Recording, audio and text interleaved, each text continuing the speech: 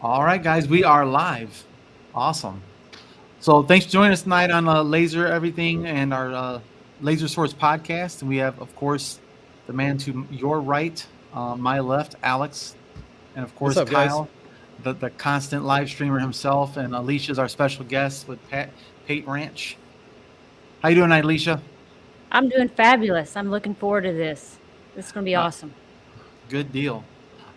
So we've been talking behind the scenes before we got going, and I just want to kind of share everybody's share with everyone your coming of origin story. Like, what got you started in the laser engraving business to begin with? Absolutely. I started really playing around in the cricket world, like a lot of people do. They go from either cricket or silhouette, and I guess it would have been 2018. And I really liked that part of creating something. It's really the design work that kind of pulled me in.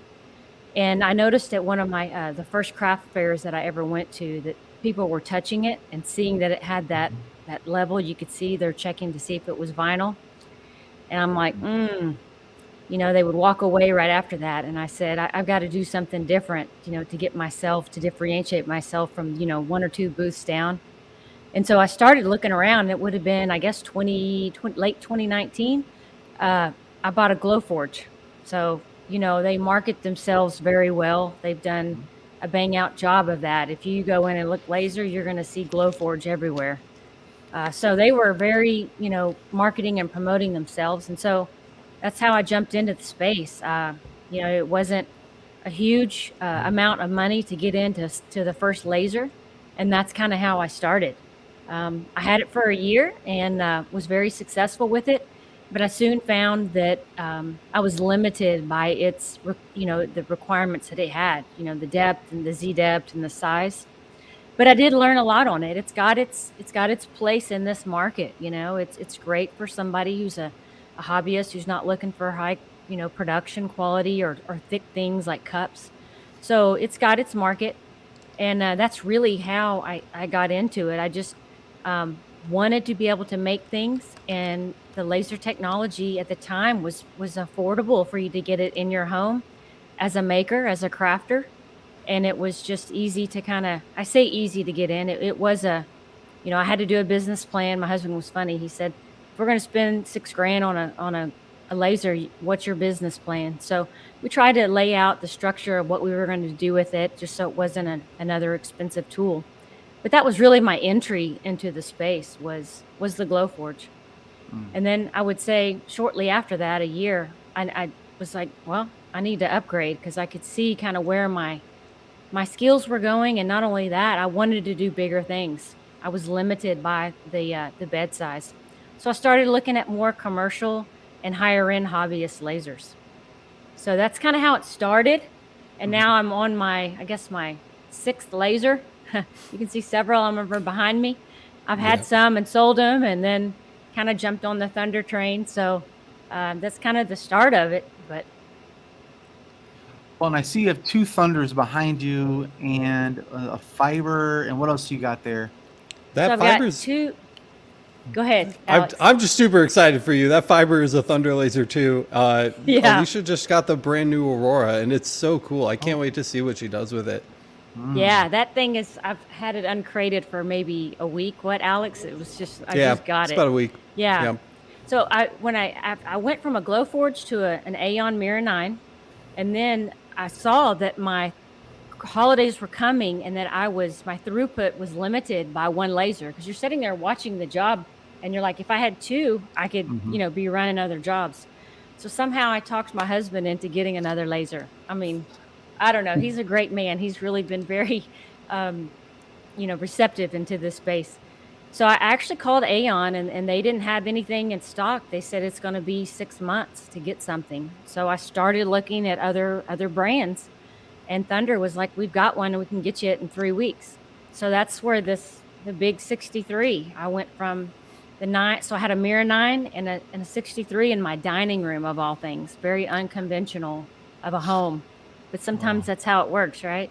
Yeah. And I really just loved that 63. I mean, it was just a fabulous machine. And I just kind of fell in love with the with the design and the fit and finish of the machine.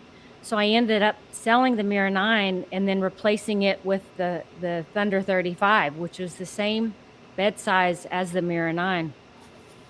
And so it just kind of made sense. And actually, I use the 35 majority of my jobs. My big ones I put on the 63. I tell people, if you're looking for the sweet spot, it's the Thunder 35, just because the bed size is kind of right there in the middle. And then in late last year, I ended up getting my first fiber, and you can see it on this far side. That's a Bogong JPT Galvo head, 50 watt. And I would be honest with you, I kind of dragged my feet on playing with it until Lightburn came out with the Galvo version, just because the EasyCAD was, man, y'all know it's tricky, and it just wasn't an easy jump. And so I kept waiting. June, whatever it was, I'm like, okay, one day I'm going to fire that thing up. And so now that the release came out, I've been using it like crazy.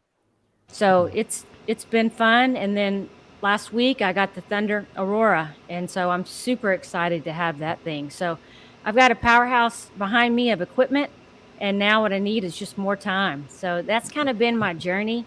I'm kind of say we all. I'm a computer science nerd that just loves playing with tools and making things. I'm really a woodworker, kind of craftsman like that has got over into the laser space. Well, I got a question for all three of you guys, actually. If you had to start it all over, what would be the first piece of equipment you bought if you started everything over again? Now that you know everything what you know, what would you start at first? I'll start with you, Alex. I'd probably get a UV laser. Get a UV. Yeah, it's the most money up front, but man, they mark everything. There's literally every material's on the table from the start. Yes, your workspace is limited, right? You don't get the 63-inch bed of a CO2, and CO2s are very versatile.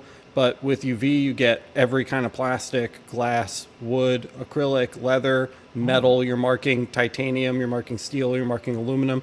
Not engraving it, but you can mark everything. And if I was starting like a mom and pop engraving shop and trying to get my foot into the industry, I think the UV offers that range of materials where you can literally hit nobody's going to bring you something and you say, I'm sorry, I can't mark that. You can mark everything with a UV, and that's what makes it so powerful. They're new to the channel, they're new to me, but just with the short time that I've had it, the versatility that it allows for, I think could give you a really competitive edge if you were just getting started with laser marking. Can it mark like T-shirts as well and hats? Like you can mark, you can mark cotton. It's gonna burn it. You know, I mean, still focused light, right? So it's not we're not like printing, but you know, you could. I'm sure you can. That's the beauty of the ultraviolet. Interesting. What about you, Alicia? Maybe like jeans. You could you know how they do jeans? Have you seen where they do jeans like that? You know, I think if I had to do it over again, I would have stair-stepped some of the smaller lasers that I had and gone to probably just the Thunder 51. If I could only get one, I would have jumped to that. If I'd have educated myself a little bit more and done a little bit more research on what would be the fit for my business. Now, you need to have some space for that, but I think I probably could have just had that one only and still had that, as opposed to me having multiple and, you know, trying to fit the lane. That'd probably you could have just made it your dining room table. Exactly. How many people come over at the holidays anyway, right? Once a year, just I joke, just throw a tablecloth over it and everyone can stand and eat. Yeah, no kidding. What about you, Kyle? If you could start over, what would you start with? It's a hard question. I've been pretty passionate about my blue CO2 behind me. You guys can see. And ever since I got the fiber, I've spent a lot of time on the fiber versus the CO2, and then the CO2 going down kind of threw me for a loop for a little while. I'm noticing there's like a natural progression of I have a CO2 and a fiber now, so now I really want a UV. So now I'm looking at those, and that's kind of been the way my brain's working. I think Alex has a great point about how UV can pretty much mark everything. And I think if you're looking at marking everything, that would be the way I would go. If I was looking at marking everything, when I first started looking at lasers, CO2 was kind of the way to go because I was mostly looking at cutting and engraving on wooden stuff. So fiber wasn't really there. And then ever since I got the fiber and started engraving on metal, it's been more what I've been doing, slate and metal. So maybe I would have started with the fiber if I could do it all over again, maybe, or UV. I mean the CO2 is a great answer though, because second to the UV, the CO2 I think has the most range as far as materials go. You know, fiber is very specific uses, and when you try to bend the rules, and you can, and people in the comments always jump up and they're like, but you can do wood or what? You're like, yeah, okay, you can bend the rules and do wood with a fiber, but it's not designed for it, and your marks that you're going to get with that are not going to compete with the marks of somebody who owns something like a CO2. So I think that second to the UV, I think the UV has the range that makes it really competitive as far as that question goes. And I think too, they're significantly more user-friendly than a galvo laser. Galvo lasers, there's a lot more that you need to monitor with a pulsed laser, and a lot more you need to learn. The UV doesn't even have a power setting. There's not, like, I mean, at least with the fiber and the CO2, you can set your power from 0 to 100. The UV doesn't have that. It's just frequency and pulse width. I mean, it makes no sense. It's like hieroglyphics. So, you know, I stick to my answer, but there's a lot of challenge there. I don't think that I would recommend to most people to start with a UV. That's just what I would have gotten because I'm a sadist, I guess. But the CO2 is probably the right answer. Well, I like you know, when you have something that moves around a product, you can get a really big surface, you know, and that's what kind of got us into the whole thing was we saw that mom of the lasers channel and she's making these gorgeous signs in this giant mirror. And we're like, holy hell. You know, and that kind of got us thinking, because my girlfriend's a teacher and at her school, they have a glow forge in their, like, in their office at the school. And so they use that for fundraisers. And that's what kind of got us thinking about it. And then once I started diving in and doing research, you know, I went to the OMTech, jumped up, and then, you know, the mirrors, the thunders, you know, it's a natural progression. But my first laser is this fiber. It's the first one I've learned. We haven't got the mirror yet. So for me, I think it's better to jump in with the fiber because it's so goddamn hard. And also the space too. You know, it doesn't take up a huge volume of space in a shop or a bedroom or wherever you're going to do. I mean, you know, a lot of people don't have room for something that big, you know, to start with. Well, I think you got people in the comments that agree with you, Alicia. Starting with the 51. It's a tough question too, because when people want to get into laser engraving, like 80 million questions come to mind immediately. What do you want to engrave? You know what I mean? Like that's honestly, that's the first thing. Like, what do you think you're going to do? And is it for hobby use? Or are you trying to start a business? You know, and then there's the whole thing about like budget. You know what I mean? I get so many people ask me all the time. They're like, what's the best fiber laser I can get for $500? And I'm like, dude, you're in trouble. You know what I mean? Like, that's not a thing. So, it's the context matters so much there. And, you know, just because so it's best for someone to start with a diode because they're going to be laser marking in their bedroom on wooden cell phone cases doesn't mean that that's where you should start, or vice versa. Just because somebody buys a $50,000, you know, 120 watt fiber laser doesn't mean that you need to start at that giant industrial level. There's so much you can do on the lower spectrum of things too that a lot of the more expensive machines can't actually do. So, you know, I think it's important to kind of asterisk that as well. When I see that question come up, Alex, on Facebook groups, I always like to ask them, what are your requirements? What do you want to do with it? So what are your budget? What are you thinking that you're going to do with it? If someone is just, say, something small like ornaments or, you know, small volume and your budget is maybe $3,000-$4,000, well, it starts putting them in a lane, right? And then you can kind of help them. And I think that's where our community that have these groups and that have the knowledge here can help steer those people in helping them make better decisions. Is, yeah, there's lots of choices out there and there's lots of options, but really, them revealing, here's what I want to do with it. Here's what I'm thinking now. This is probably a better option for you at this stage. Because like me, I've jumped to different machines, sold them, not necessarily made money on it, but sold it in a place where I felt comfortable that I got my value out of it. And so if you don't know someone's going to really use it, like how many people get into this and life changes and they decide they're not using it and they sell them. It might be better to try something smaller to see if it's going to stick, right? Yeah. Mhm. Yeah. If you buy a Corvette and you put 100,000 miles on it and then you sell it, you put 100,000 miles on it, instead of buying a Yeah. Corvette and then driving it 5 miles and then selling it 20 years later and losing 50,000 on it or whatever, there's, you gotta use it once you get it. Yeah. I think it's a good comment down here in the comments. He says, also you have to think about what you want to master. What do you want to be known for? Yeah. 'Cause you can't do it all. Excellent comment. That's an excellent comment. And you see a lot of new people getting into that trap. And honestly, I did as well. This is my 3rd year in. And I saw that the first year and a half, I was trying everything, like making all kinds of stuff. And it's like, you had all these different supplies. And then now I'm eventually gravitating to certain things. Like I like to specialize in cedar wood. We're on a ranch and I have a lot of cedar wood. And so we mill it and I like to engrave it. And we make a lot of unique cedar things. That's my specialty, right? Is that type of wood, given that rustic Texas look, and then also leather. So I don't really need something that is going to, cover all the gamut. So to his point, I honed in, I found my niche. I enjoy doing that because you can't do them all. You can't have too many product lines. So great comment on that.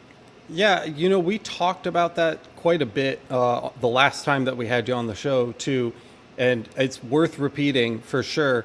When people get lasers, that's like they're going into college, and when you start at college, you're trying a little bit of everything, right? And you're trying to find out what it is that you want to do. So many people in this community never stop that phase. They literally, they just see something on like Discord or Facebook or whatever, Twitter, and they're like, I need to try that. And then they spend 3 months and they get decent at it. And then they see the next thing and they move on to that. Yeah. And that's fine in the beginning when you're trying to figure out like, where are you going to go with this? But at the end of that, you have to like pick some things and master them. Because everybody is doing a little bit of everything. Everybody is mediocre at marking everything. If you want to stand out in this industry, you have to do something extremely well so that no one can touch you, and that's your thing. And you have to like grab a hold of that and keep it. And I don't want to like totally rehash it because we did talk about this before, but man, like just pick something and get so good at it that people can't even get close to you. That's a really big important thing. It is. And you see that in the leatherworking space. There are some beautiful artists in the leather space, and people are like, how do you do that? And it's like, that's almost years of learning, trying, and that didn't work. And leather is a unique thing, right? Because each piece might look different whenever you seal it or you finish it off. And it's not something that you can just go, oh, I'm going to go try that and mine's going to look just as good as yours. It is a craftsmanship, and it's something that you have to hone it and practice. And people say, how do you become successful in the laser space? You find your niche, and someone says, I know if I want cedar stuff or if I want something like this, I saw it on her page or his page, and that's where you go. So good point, That kind of Alex. leads into my next question, especially for you, Alex, and you, Alicia. You guys are both going in 2 different trajectories now in a way of business when it comes to business, right?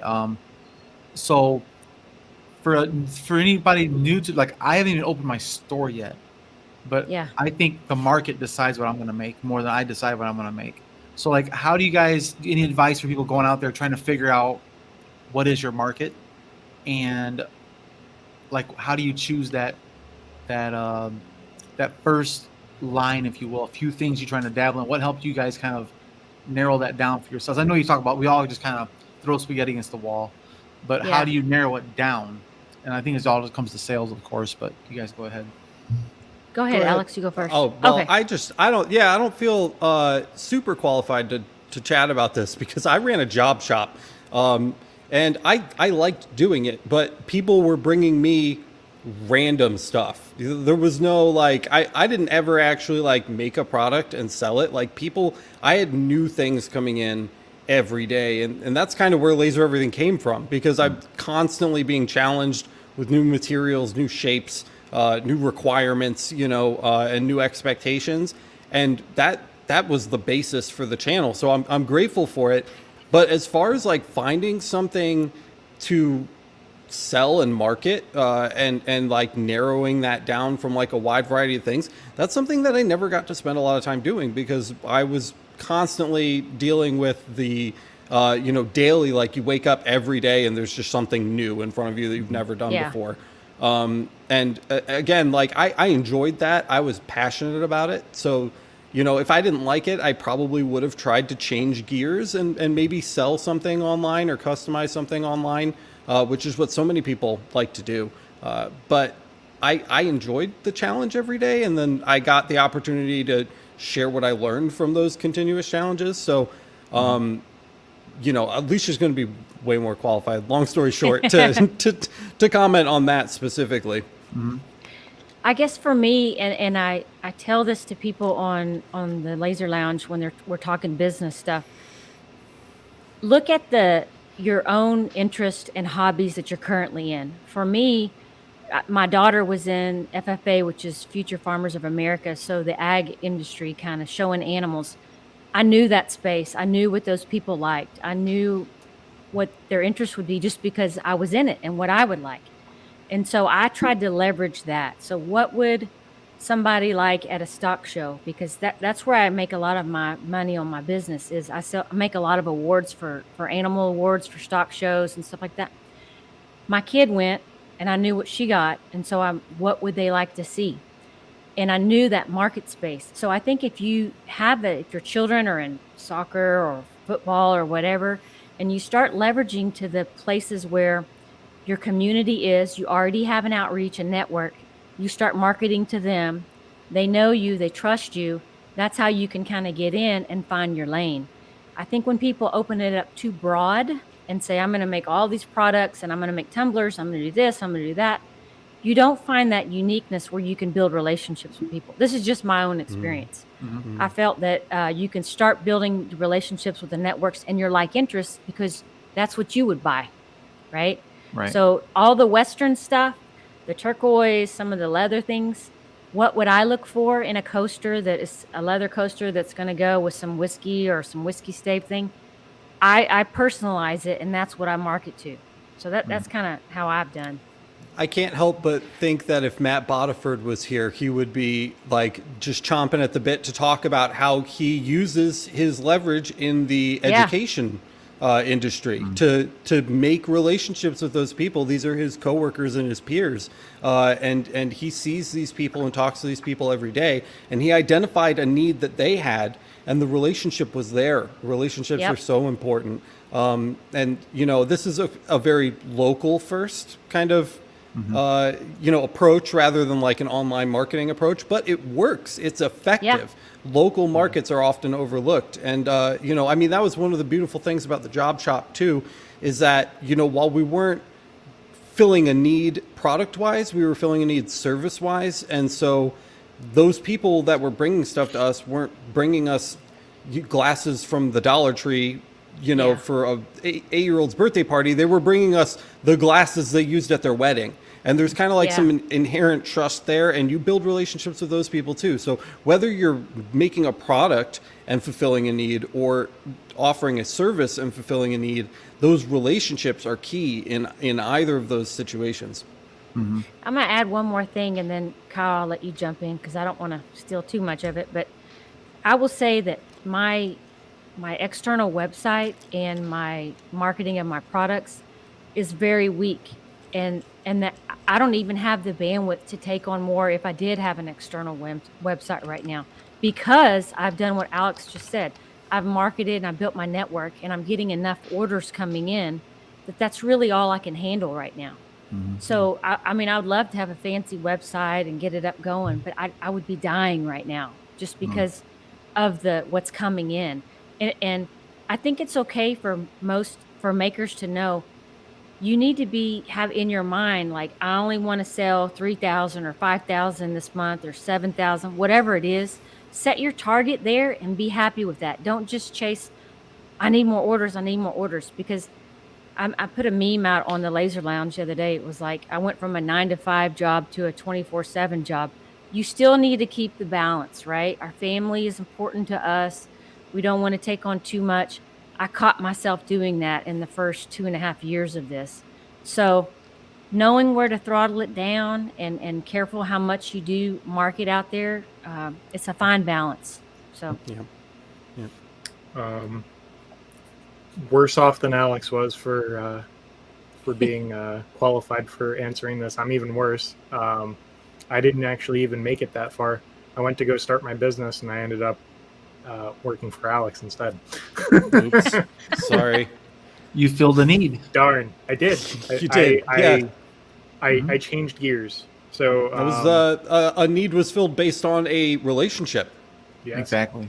true. Yeah. That's called a circle. Instead of working to fill orders, I work to help the community and make educational content. That's important. I mean, it honestly is. You know, when I look at my husband and I talk about this a lot, about the streams or the fingers or the swim lanes of money that you can make, or even just contribution. You may not make products, but if you make digital files, there's a ton of money in digital files. And there's a lot of money in teaching and coaching on how to do this, right? So where your success comes from in this space is different for each of us, right? Like, I look at it and say, yeah, I may not be making 200,000 a year from this side business, but I get more value from helping somebody online or helping them start their business and helping them solve something. And that's just the way I'm wired, right? And that fills my bucket. So there's many different ways, but I tell you, the digital file space is another place, because a lot of people, what I observe, they don't know how to design. And that's what really got me into this, is the design aspect, to be creative and make something. I don't have as much time to put into that. I would love to, and that's really one of my target goals. Probably will be next year, is to do more files, because it's really neat to sit there and watch. Oh, I get up in the morning and I sold, 16 files last night, and yeah, it may only be $10, but man, that adds up. So don't underestimate how much you can make from an Etsy shop.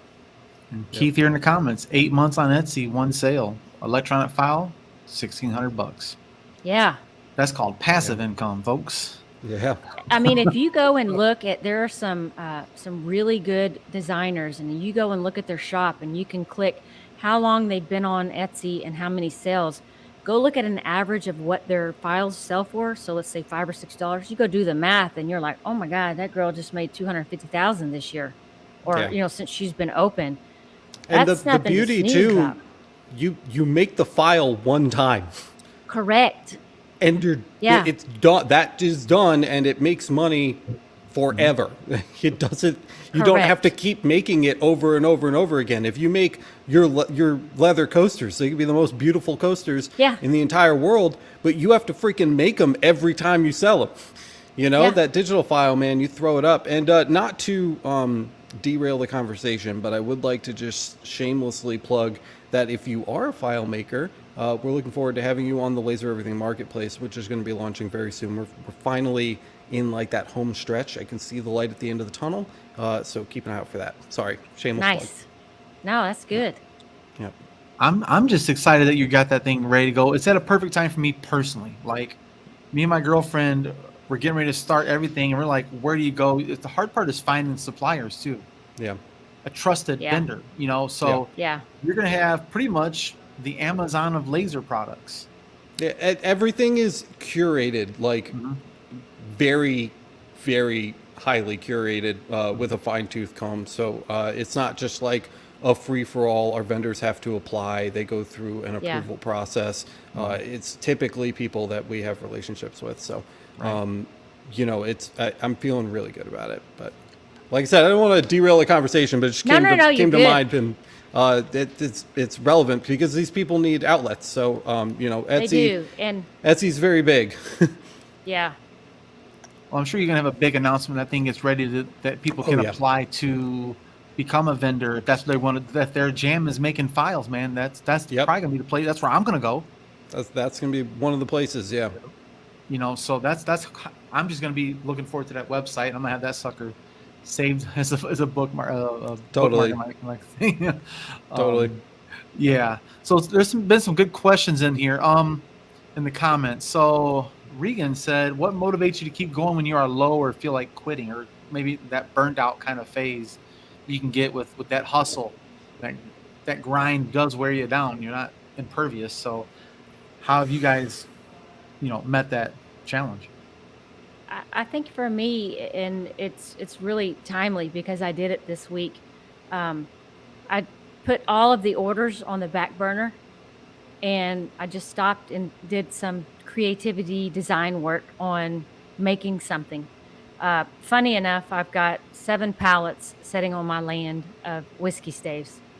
My husband, he ordered a ton of whiskey staves from Kentucky, and he was like, "Hey, babe, I got a great deal on these. They're going to show up." And now I have all of these whiskey staves. So I was like, I got to figure out how to get rid of these whiskey staves. So taking that time to be creative and do something that I normally wouldn't do, like just go fill mundane orders, that allows me to fill my bucket of the engineer in me to go make something, right?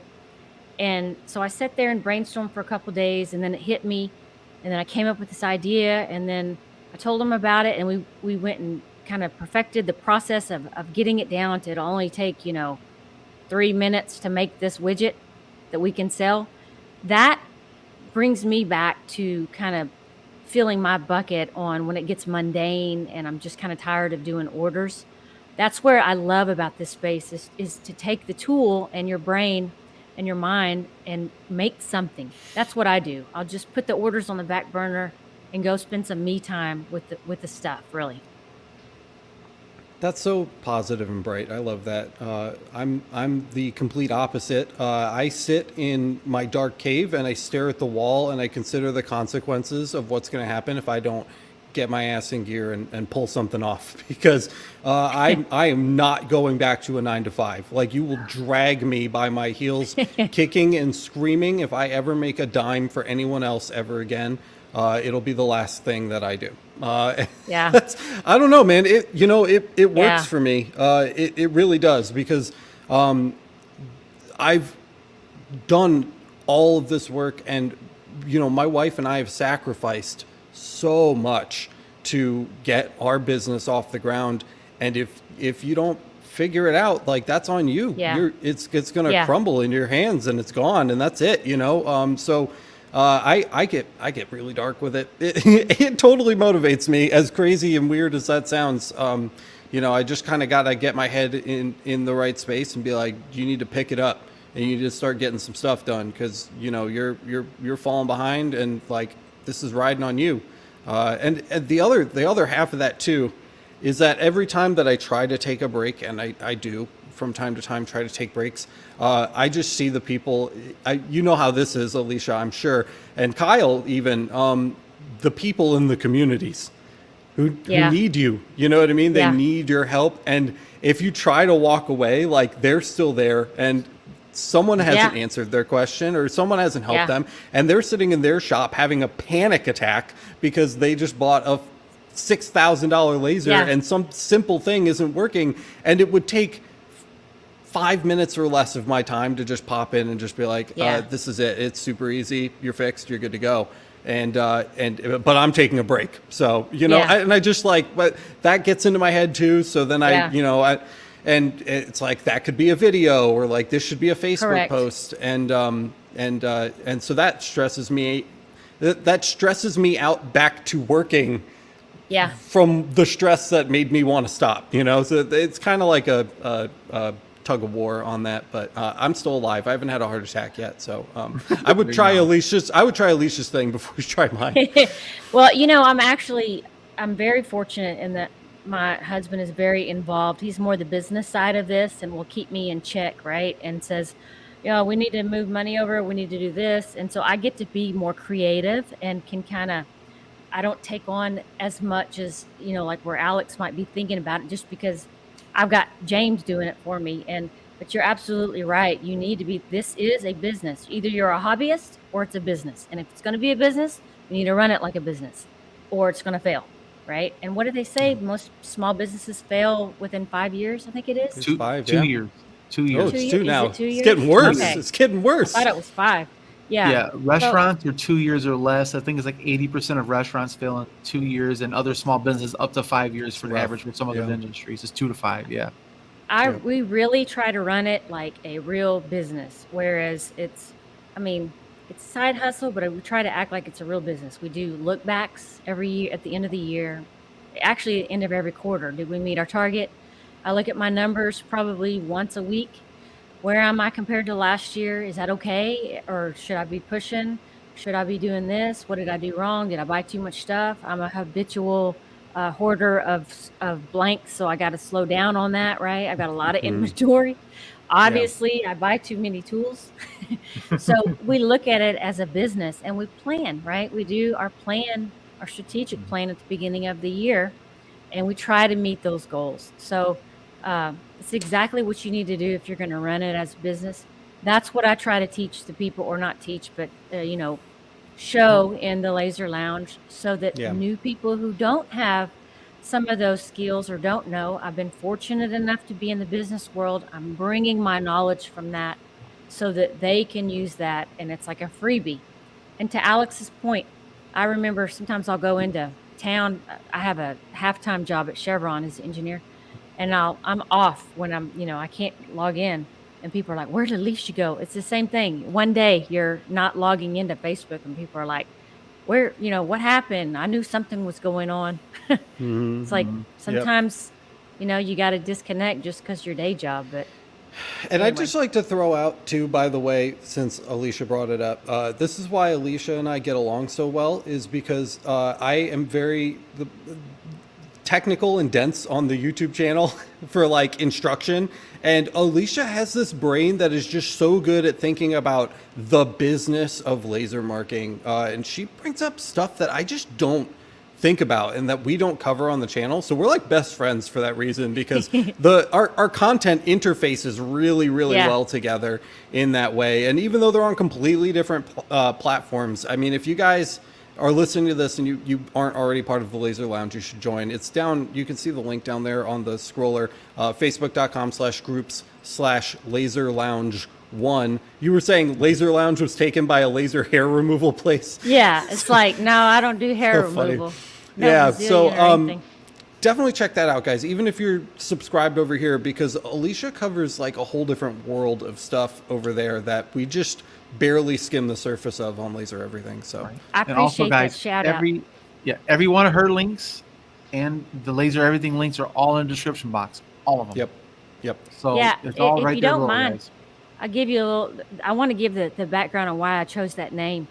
Yeah. I really wanted the Laser Lounge to be a place that people could come, all walks of life, all skill level, and learn something. Just like if you went to a coffee bar or, a wine bar or whatever, a whiskey bar, and you just sit down with some people you don't know, or there may be people you know, and you sit around and you talk and you share information, you laugh, you maybe vent a little bit, or you say, okay, yeah, that stinks. Everybody's done that. That's the vibe I wanted it to have. I didn't want negative culture. I don't want people like trying to be rude to each other. Just the fun culture that you have and the vibe when you go hang out with your friends at a coffee bar, and then you walk away learning something or figuring something out, or I'm going to go try that. That's what I'm wanting that community to be. And so I think we're headed in the right direction, and happy with the way it's developing. And we have fun.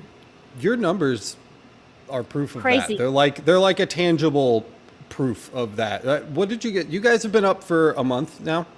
We've been up for 2 months, and we're like at 5,400. So Whoa. we're averaging about, yeah, we're doing pretty. Kyle, when Actually- did we set up the Laser Everything Facebook page?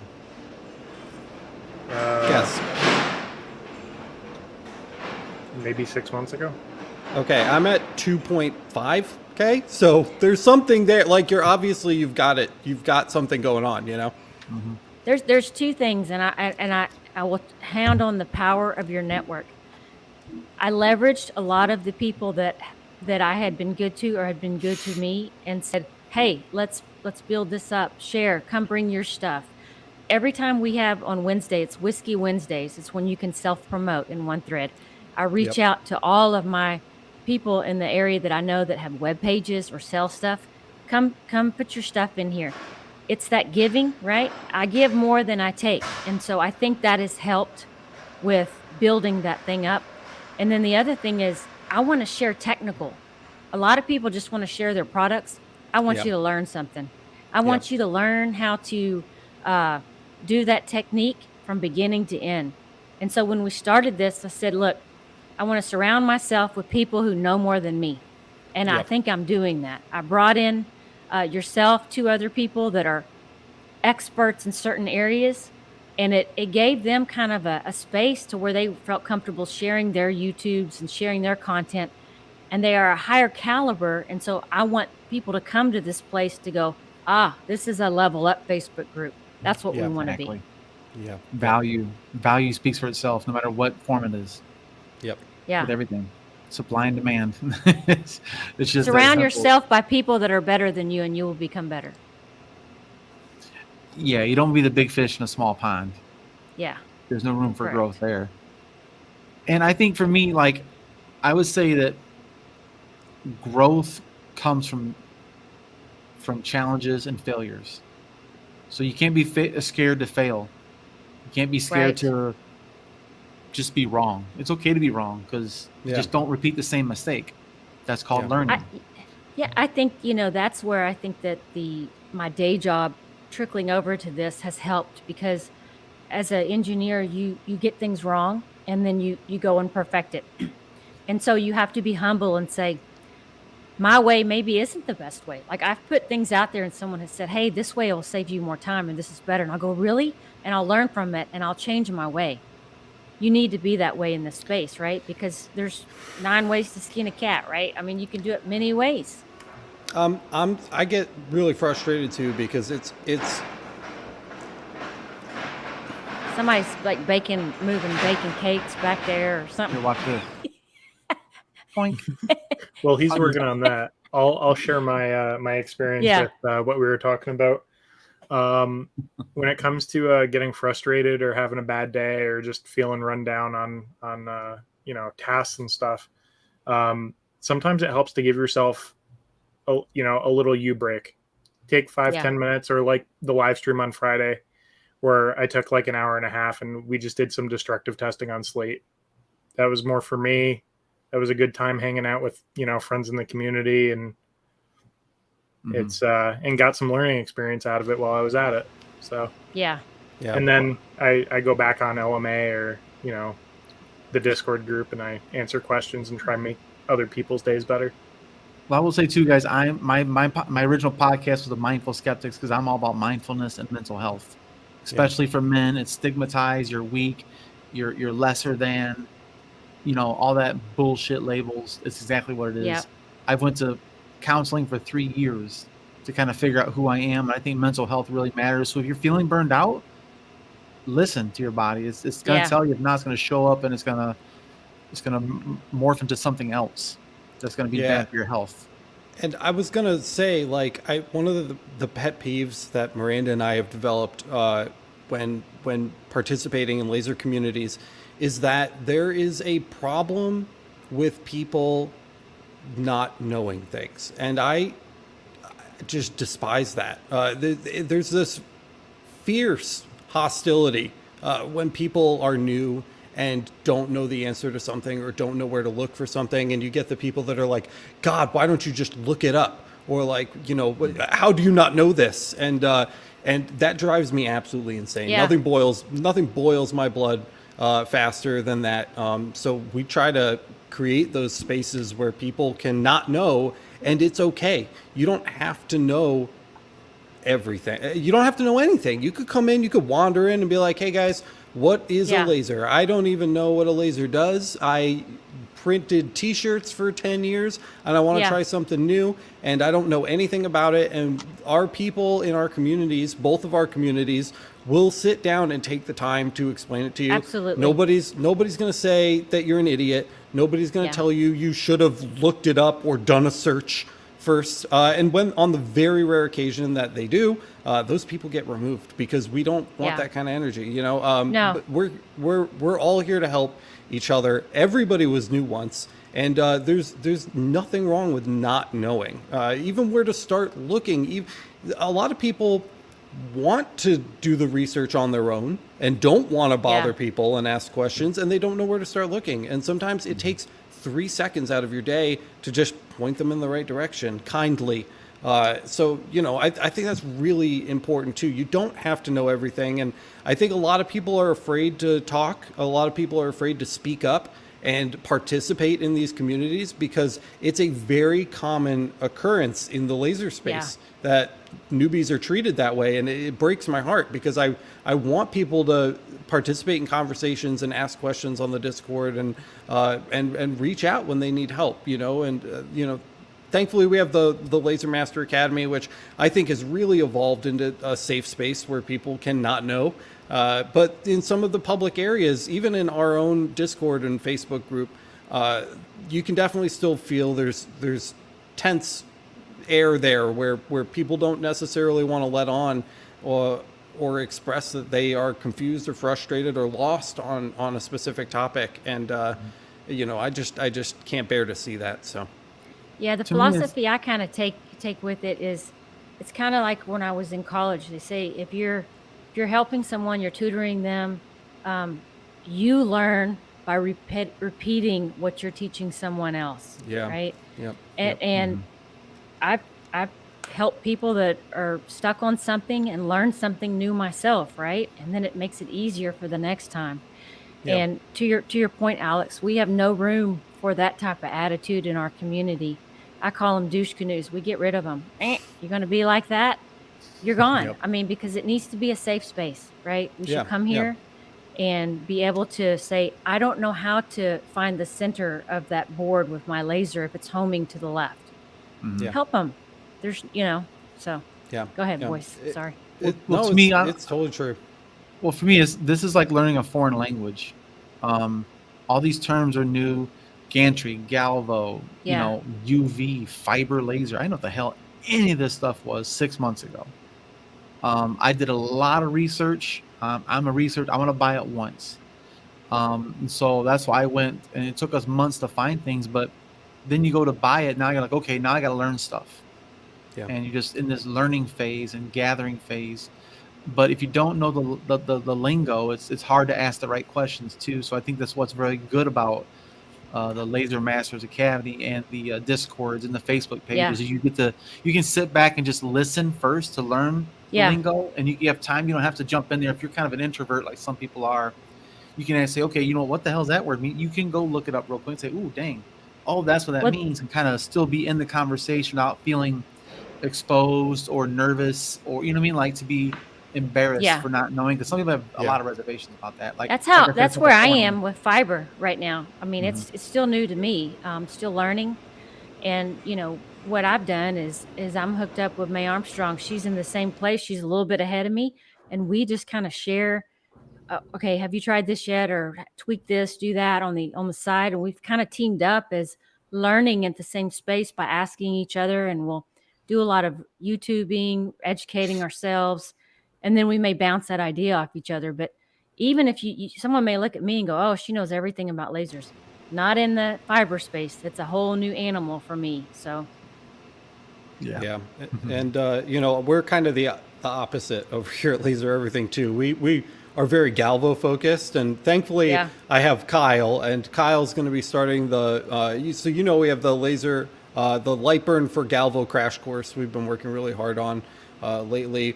In August, Kyle's going to be starting the light burn for gantry crash course, and we'll be able to start exploring some of those topics. But a lot of that stuff is new to even me. There's a lot where I've had my lasers far longer than Kyle, and Kyle understands these gantry issues far better than I do. I don't think there's anybody who knows everything.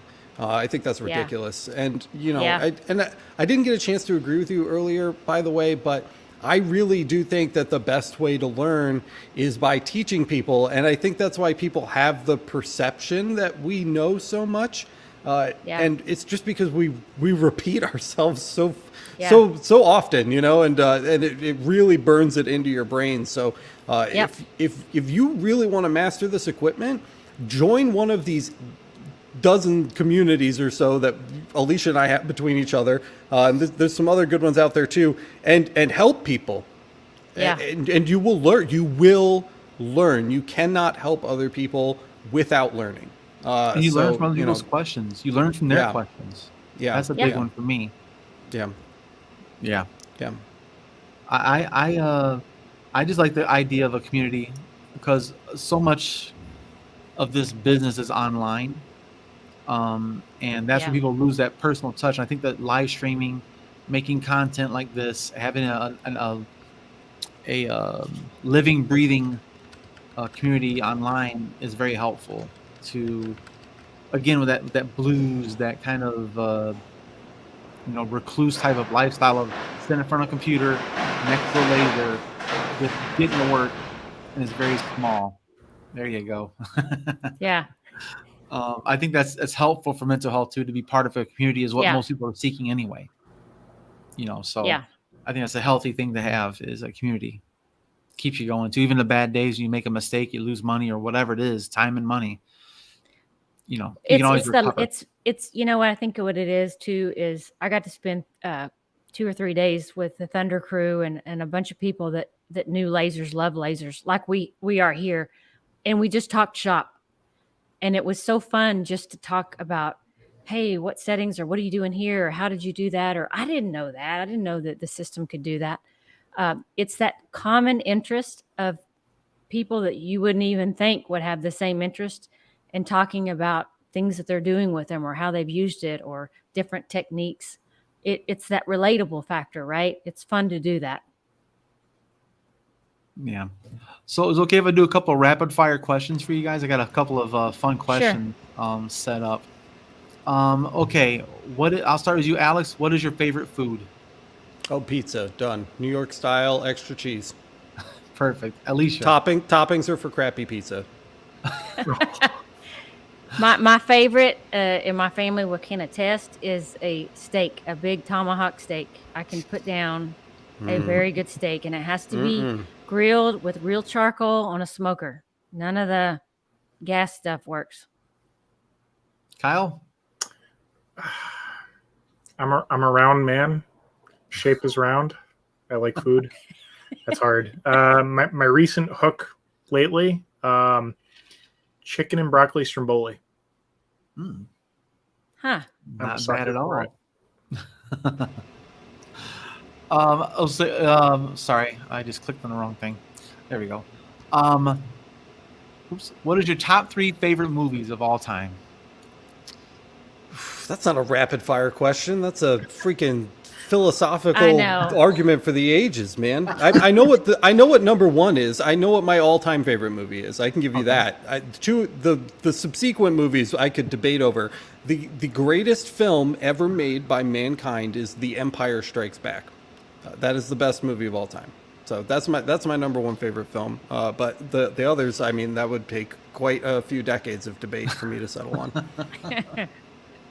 I would say for me, the Star Wars movies are great. My family loves them. We watch them as a group. We even went to Disney World for my daughter's graduation trip just to go to Star Wars Land. So that's how deep we are here.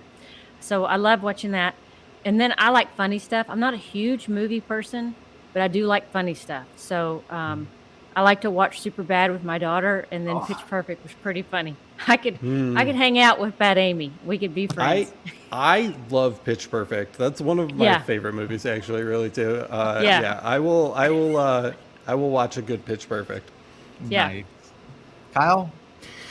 I don't know if I can narrow it down to movies, but so the new Star Wars TV series like Mandalorian. Ah, Big So- fan. yeah. So good. Very good. They did a good job with it. Very happy with it. I'm not Yeah. even. I like Star Wars. I'm not even that big of a Star Wars fan, and Mandalorian ended up on my top list.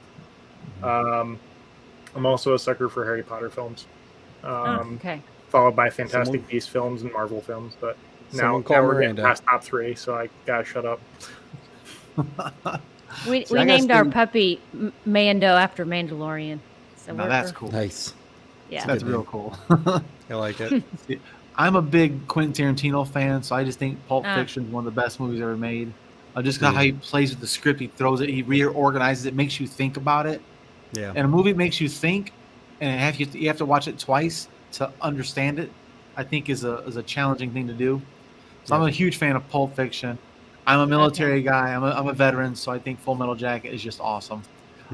Just for a little bit of comedy and a little bit of sadness at the same time. To be honest, but just disgusting. But then, of course, I'm a huge Avatar fan. I think Avatar is a significant movie. It's my kids' generation of Star Wars. Like for them, it's Star Wars. I'm a Star Wars guy. I grew up with it. But for my kids, they see Avatar. That's their Star Wars, if you will. And they got a couple more coming out, so we'll see if they can actually back it up. In every group of people that gathers in the world, one of them loves Avatar. Just like it's just without fail. Like always. Like, sometimes you'll find a group of people and none of them like Star Wars. Sometimes you'll find a group of people and none of them like Lord of the Rings. There's always one person in every group of people that loves Avatar.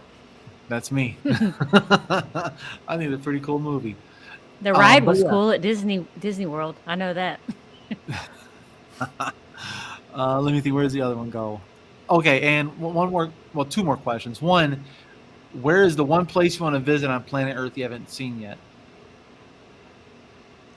I am a weirdo. Most people want to go to islands and bake in the sun and play with dolphins or whatever. I would really like to go to Antarctica and like kick it with the penguins for a little bit and like see some whales and stuff. I love cold weather. I love ice. I love blue. I love things that live in the water. So that is like a really fine mixture. I'd love to go on like one of those scientific expeditions as just like a civilian, just to hang out for like 3 weeks or whatever while they put a new sensor pole down and then sail back. I think that would be just a brilliant adventure. Sweet. Yeah. I'm probably someone who would like to go to Spain, drink a little wine, do some, walking around, some touristy thing. That would probably be my one place that if James said, "Hey, let's go somewhere overseas," that would probably be it. Nice. Nice. What about you, Kyle?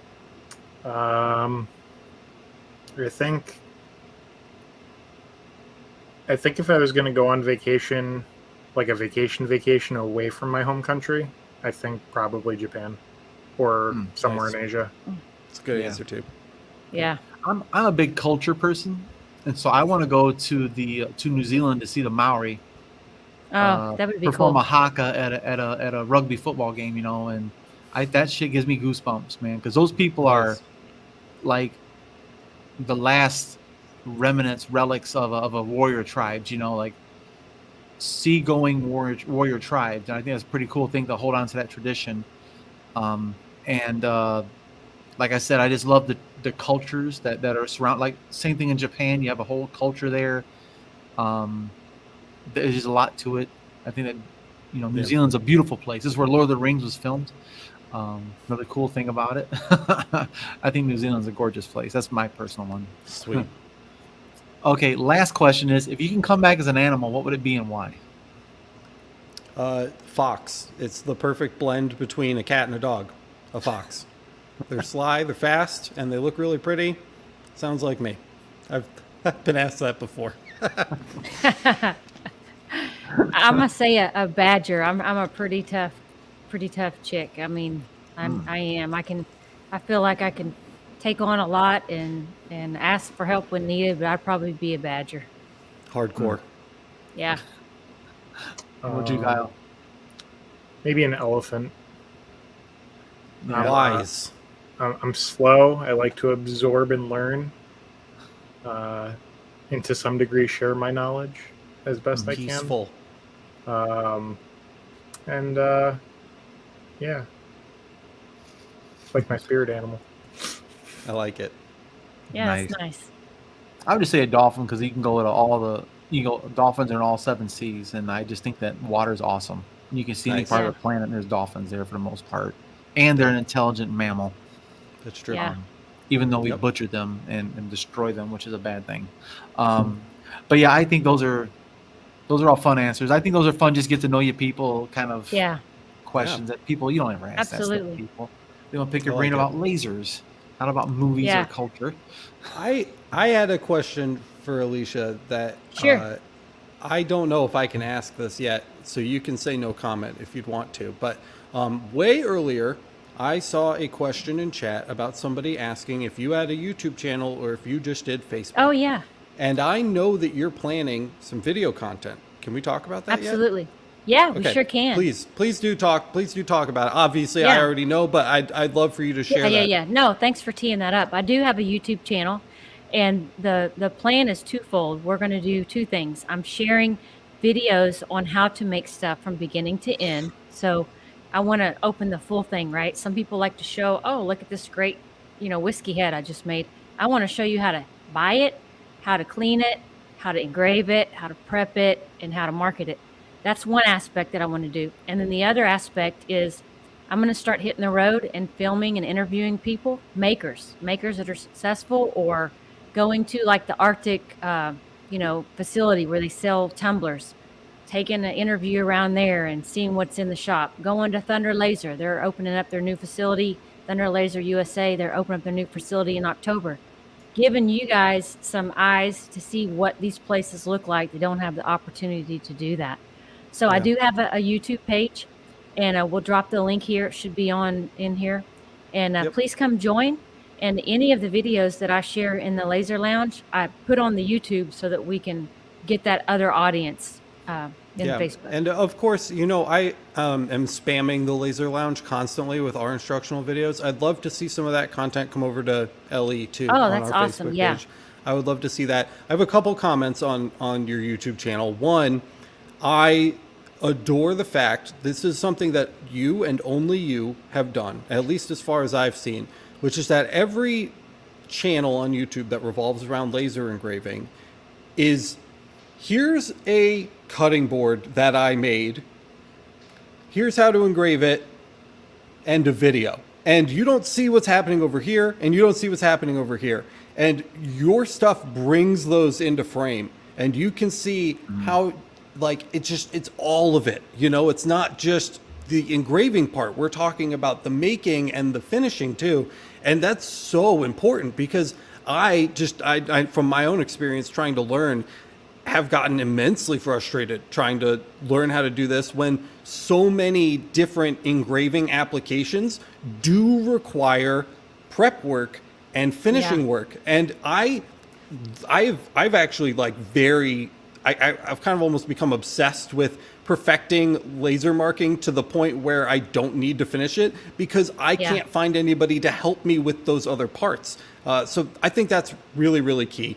And I appreciate the other that. thing, the other thing is when you go on your super tour, I hope that you give everybody my business cards so that we can have them on the podcast when you're done with Absolutely. them.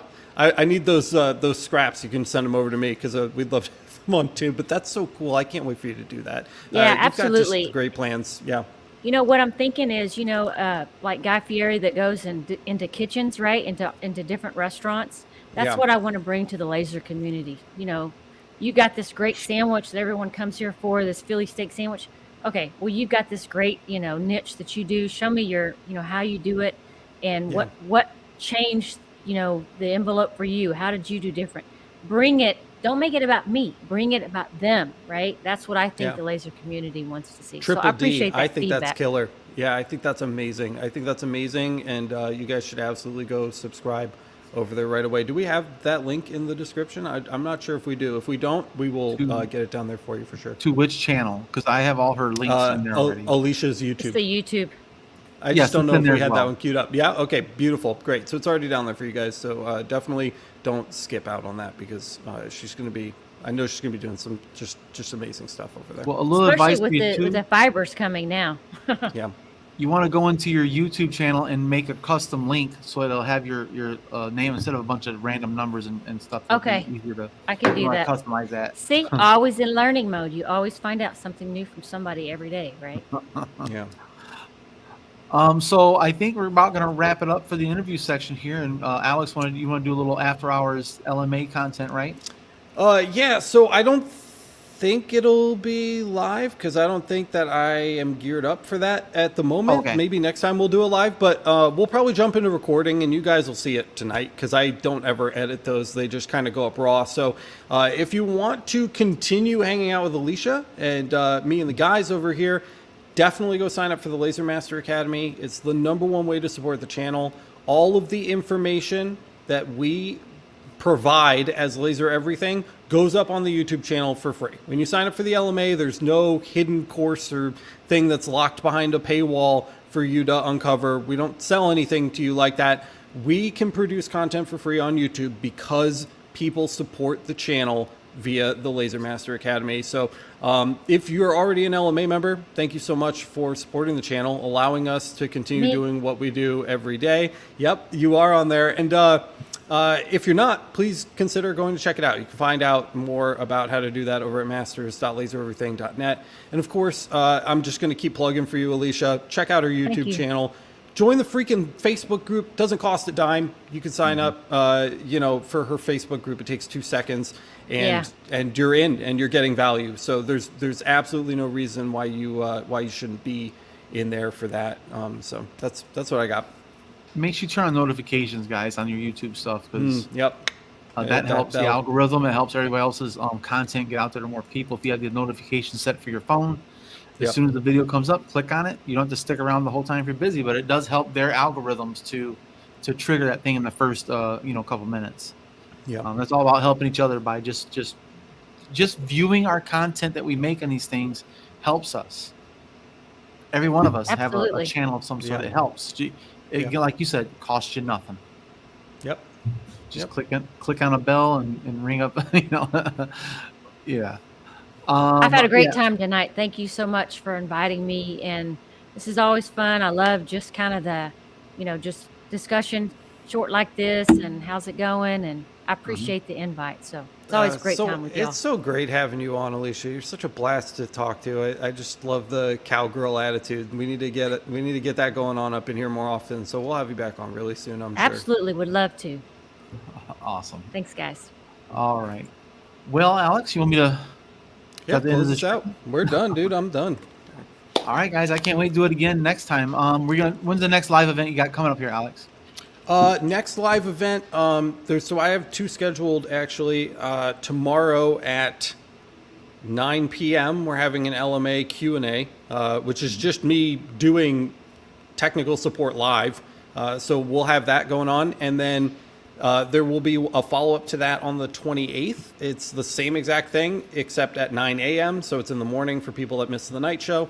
So we got those 2 going on. I'm sure Kyle's got a Friday live day up his sleeve. I don't know what we're doing for that yet, but we're doing something. So we'll do a Friday live day with Kyle, and then we'll be back for the podcast next week, I'm sure.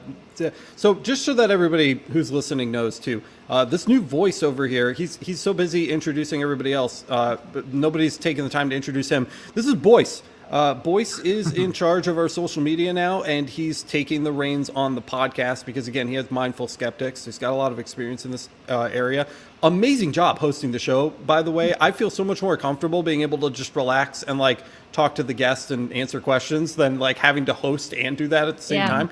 It's been so great having you here, man. So everybody, big shout out to Boyce for taking over the podcast project and breathing some life back into it, because I miss doing it and I just haven't had the time. So I'm so glad that you are on board the Laser Everything team now, and we have this opportunity to do the podcast again. It has been really, really great. So thank you so much, Boyce. Yeah.